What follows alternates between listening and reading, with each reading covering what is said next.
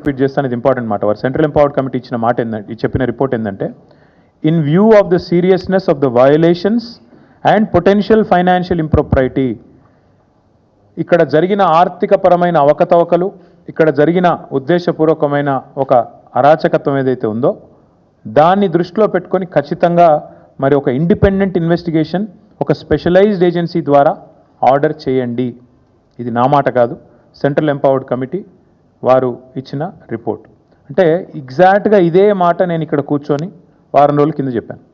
ఈ 10,000 కోట్ల కుంభకోణాన్ని బయటికి రావాలి అంటే, ఈ రాష్ట్ర ప్రభుత్వం చేసిన తప్పు బయటికి రావాలి అంటే RBI, serious fraud investigation office SFIO, CVC, CBI జోక్యం చేసుకోవాలి అని చెప్పి నేను ఇప్పటికే కోరినాను. వాళ్ళ మా వాదనను సమర్థిస్తూ, మా వాదన కరెక్టే అని చెప్తూ ధృవీకరిస్తూ మరి ఇవాళ సెంట్రల్ ఎంపవర్డ్ కమిటీ ఇచ్చిన రిపోర్ట్ కూడా సుప్రీంకోర్టు చేతిలో ఉంది. కేంద్ర ప్రభుత్వం కూడా ఇప్పటికే పరిగణలోకి తీసుకుంటుందని మేము అనుకుంటా ఉన్నాం.